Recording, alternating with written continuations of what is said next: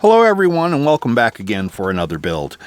Today's build is going to be a little different than any of the other builds that I've done, because I'm actually not going to be the only one, hopefully, doing this build. Let me talk about this one here for a second before I get into who's doing the build. This actually came from my kind of old boss, Terry. This is one of 3 computers that he wanted me to pick up for him and fix up for him and take back. He's going to use a couple of them as spare units, and one of them he said he was going to give to one of his employees because they really can't afford a computer, and he kind of wants to help them out. And he asked me if I'd fix one up for them, and I was like, yeah, sure, no problem. And anyways, on the other end of the spectrum, at the other job that I work at India Motorcycle, we got my neighbor Jim, who I also did a computer for, exact same motherboard that you're seeing right here. Well, the only difference is on Jim's motherboard, there was like a Wi-Fi right about in this area. So he's got Wi-Fi on his. But other than that, everything else is the same. It takes the same processor, same amount of memory, same number of PCI slots, everything. Except, well, power supply. Well, that's still shit like his, which is, still the same. But other than that, I mean, it's all the same stuff. And since he wanted to learn how I did it anyways, I figure this is going to be the perfect way to show him how it's done, because it's actually going to apply to his motherboard too, that I did for him a few months back. So this is going to be kind of cool here. So I'm going to have Jim helping me build this thing, and we're going to turn this into something really pretty awesome. And then when we're done, it's going to go back to my old boss Terry, and Terry's going to pass it off to an employee who's going to be in for the shock of their life when we're done with this one. And we'll go to the first cutscene here and see you in a sec. Okay, I turned on my tracking light now so we could have a better look at this motherboard before we continue on. Since we're going to be having Jim doing this, we don't want to take something that's got a bunch of dust on it over there to his house. That's kind of nasty. You can see we got a bunch of dust build up there, some in that corner there.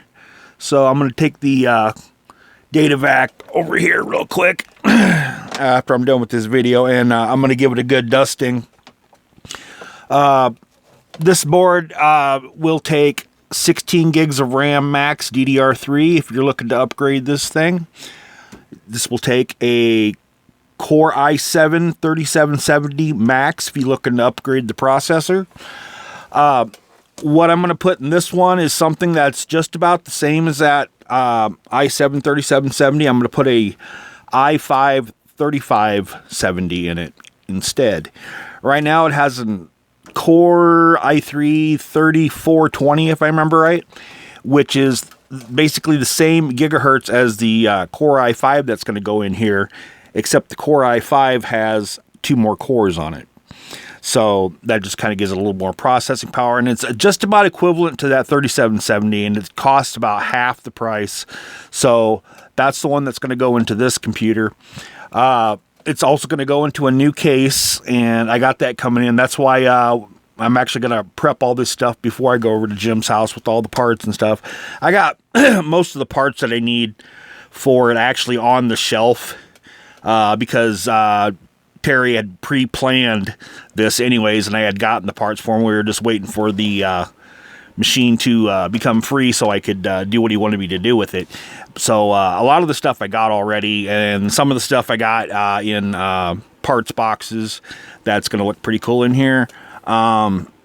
Since this is an old type of motherboard, or DDR3, we can't put like RGB memory in here, but we can put like covers on there, and so that's what we're going to do. Well, we can get like the DDR3, like the Crucial Ballistics Tactical Tracer stuff, but that's kind of hard to find. I don't really like messing with it. So what we're going to do is RGB RAM covers on this. So I got some of those coming in that I'm going to show Jim how to put on here. The case is going to be like the cheapest tempered glass case out there. It'd be the DeepCool MATREXX 30. It's the same case that I did for my friend Chrissy and her revamp on her computer. So it's kind of the good budget case to use for a swap like this that's coming up. So I'll cut right here. I'm gonna blow the dust out of this thing, and maybe we'll see you at Jim's house next scene. Bye for now. Okay, guys. Now, before I take this computer over to Jim, or maybe after, I haven't made up my mind yet, I'm gonna have to do a little bit of hacking to it. And a couple of the things that I need to hack are, for one, that power button right there up on top. See that? I got that right in the center of the screen there, right next to the memory modules. That's not a standard front panel connector. It's got like 6 pins in there. I'm going to need to splice into that and cross over a couple things. And then this down here is the indicator for the diagnostics, and it's also for the hard drive LED, and that's plugged into that little thing right there, right next to the SATA on the right hand side of that. See that little module right there? And then the front audio headers and that green USB header, those will both need to be hacked. The reason is, and here I'll show you what happens when you let me do this real quick. We'll switch over to the monitor there, and let me start up this computer. Oops, I gotta plug it in. Hold on. Let me plug in this computer, and we'll go up to the corner screen there.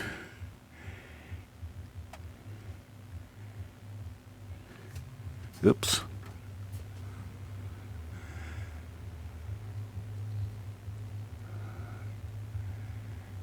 And there it's doing a normal boot.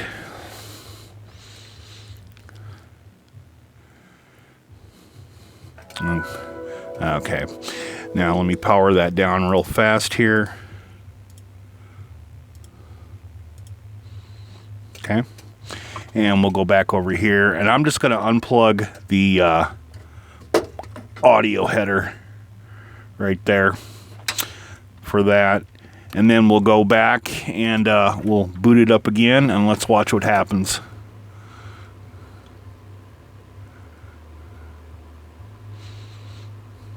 See that message? Alert, front I/O cable failure. To continue, press F1. To change setup, press F2. To run onboard diagnostics, press F5. Yeah, that's a fucking pain in the ass. But I think I can overcome that. What I'm going to do, let me switch my KVM here to the other monitor. I'm going to attempt, I don't know if this will work, I'll report back if it does in this video.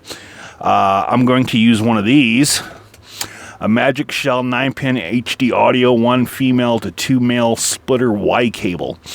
And what I plan on doing is running that HD audio signal that goes into this cable into one of them, and then the other one I will plug into the case headers. And then what I plan on doing is just tucking back that audio header out of the way so you don't see it, and there that is.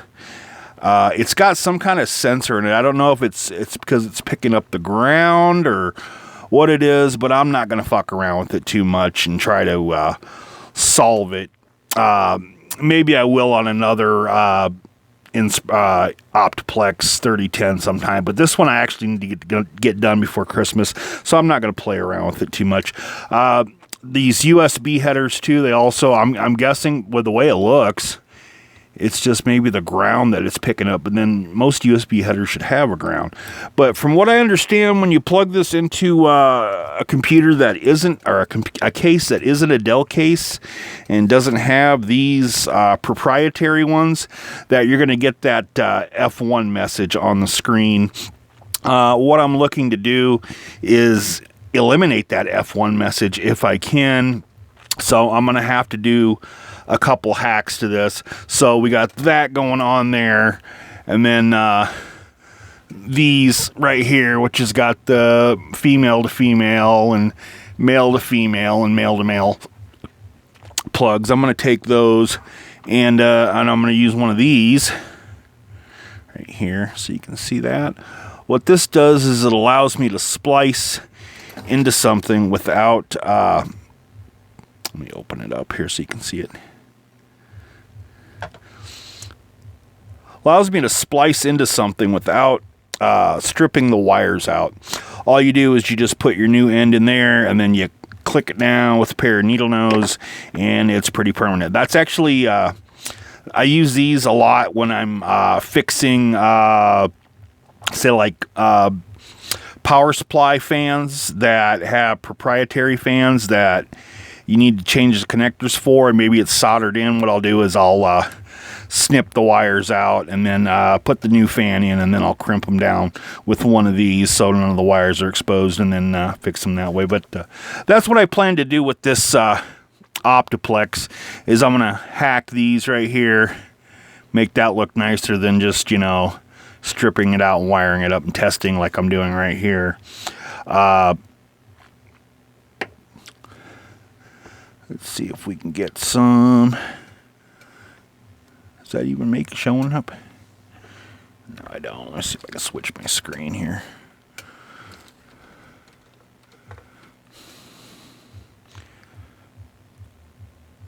Oh, no wonder. Gotta hit F1. There we go. So you can see this is lighting up for the hard drive. There we go. And it's booting into Windows. So it's just the green and the red that I need to mess with there. The rest of the wires I was able to clip, those diagnostic LEDs. It looks like the computer will boot. Let me plug this back in right here. Oops. Maybe. Got that plugged in. Let me power down.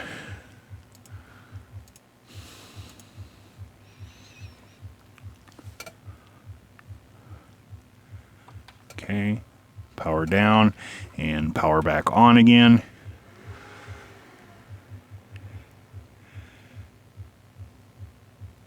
And as you can see, no boot message. So hopefully if I hack all this right, we're not going to get that boot message on the screen no more. And it'll look pretty decent. So see you in the next cutscene, guys. So just to jump forward here a little bit before I continue with the video, I just want to make a quick note and a little change of plans that happened. I decided the build that I was going to do with my neighbor Jim was going to be a brand new build instead of the OptiPlex. Basically because I did have to hack the OptiPlex, and I didn't really want to confuse him too much with all that, because there was a lot of detail to get into on that, and I actually did another video on that, and you can see that on YouTube if you look right up here in the corner. I'll link to that.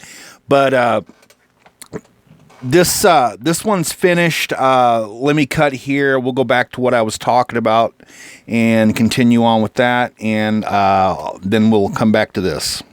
See you in a sec. So before I get into this swap, I got to do a little bit of prep work to the case. I'm going to start by pulling the stock fan out of it and replacing those fans. Now, this Dell has got a fan with a sensor on it too. And I kind of wanted to put 3 of them in here. One in the back, 2 in the front, like I did on the last MATREXX I worked on. But I don't know if that 80 millimeter that's in here is going to be a problem. So I think what I'm going to do to avoid that problem is I'm probably just going to put the 80 millimeter right there, and then hook up the other couple of fans separately. You know, like I said, I want to avoid that error message when we boot up. And so I'm going to kind of do everything that I can to kind of dip and dodge that message if I can. We'll see how that works out. So I'll see you in the next cutscene. So real quickly, just an FYI, if you're working with the MATREXX 30 case, this little screw right here that you see that's in the kit, there's a couple of them down here too, one right over there. This little screw, if you're wondering what that is, that actually goes into the hard drive. It just gets screwed down in there like that. Trying to do this one-handed here. And then you take your hard drive and you put it into the little rail system here. You can see the little slots for it. Here it is. If I can get in there. And that's how your hard drive mounts. Take this one up a little bit more. Just like that. That's how you get your hard drives in there. And there's enough screws in here to give you, what, 6 of them total? Yeah, they give you 6. So there's enough room in there for 3 extra drives. But I actually put 3 of these on here. I guess I really don't need that end one. I guess I could take that one off, and I probably will, and put that back in the kit. But yeah, 2 of them is all you need. And you can see that that slides back and forth. Now, what that's for, the reason that's like that, is because one of the fans can mount in the front there, like this, and it gets screwed in with the longer screws. Now, you can get a 120 millimeter fan here, but instead, since I'm doing a Dell swap, I decided to put the 80 millimeter fan in there instead. Now, up here in the rear section, we're going to put a radiator. So I'll cut here and I'll keep building. So sorry I couldn't get into more detail about the build. A couple things came up. I had to kind of rush doing this, and I got the hiccups. I didn't really have time to record some stuff while I was doing that. I'm kind of pressed for this. I got to get this thing out and to the person it's going to. But anyways, as you can see, the build is done. SSD's in, the hard drive's in, burner, got a water pump going on there, graphics card, blah, blah, blah. If you want to know what the specific parts are, just look on the builds.gg link there at the bottom of the screen, and that'll give you a nice little rundown. Now, I'll give you a quick view of the hack that I did on it. If I can get my camera in there a little bit better, maybe get a little better light in there. Hold on a second. There we go. I don't know if you can really see it, but I've got a couple of T's on there to get rid of the message that you'll get on the screen on these OptiPlexes that says the I/O port's disconnected or the front panel's disconnected, and I go over that hack, like I said, in the link that I just posted there up on the top, and up on top here you can see it too, the hack that I did onto it, and it's running perfect. I don't have it hooked up right now. I'll do that here in a bit because I gotta, do some pictures here for the builds.gg gallery, of course. But yeah, this is gonna be a nice little Christmas gift coming up for somebody. Now, one of the things I did here, I can't remember if I went over this or not, is I put that 80 millimeter fan in there instead of doing a 120 millimeter fan. Take a look at that right there. And that was just to avoid that pesky message that Dell likes to put into their systems whenever the fan's not hooked up. This one, of course, is hooked up to the 3-pin header there down by the SATA ports. So I'm not getting any messages whatsoever. It boots up cleanly. Pretty damn good PC. Now down here, a couple things that you're going to see. On the way bottom is a USB 3.0 add-in card, so that we got USB 3.0 on this computer. And right above that is a Wi-Fi card.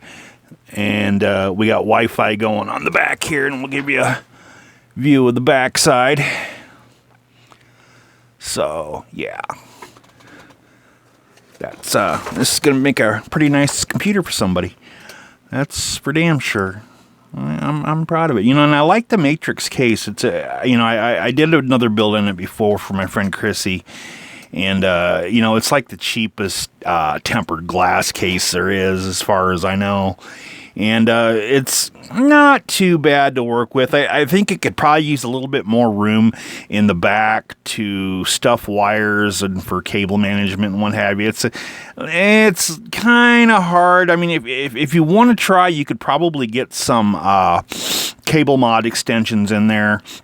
You'd have to work with it a little bit there. I would definitely recommend using a modular or a semi-modular power supply if you are going to do that, because you want to kind of, you know, get all the room that you can in there, and you don't want to waste it on a bunch of cables and like this down here, it's stuffed in. But I mean, when you use like a regular power supply like this is what, like the EVGA 500BR, that's not modular at all, so, you know, I had to use everything stuffed in there. It don't look too bad, you know, I got a little bit hanging out right there. That isn't the worst, I guess. And then a little bit of clutter down there. I guess I could fix that if I wanted to, but I'm not going to, just because I got shit to do, and I'm not going to fuck around with cable management on this one. Anyways, that's going to be it for this one. Sorry I didn't spend too much time on it, but I got another one coming up that is with my neighbor Jim in it, and he did the whole thing himself, and that's going to be kind of an interesting video. I got to do splice all the scenes together, you know, to make one big video out of it, because I had to do it in parts, and it was took a couple hours total, you know, because I went slow. Jim's, you know, 73 years old, but anyways, I'll save the details for that one when I get to it and start splicing stuff and doing some commentary on that one. But I'll see you all later, and watch out for that next build, and y'all have a great Christmas if I don't see you then. Bye, guys.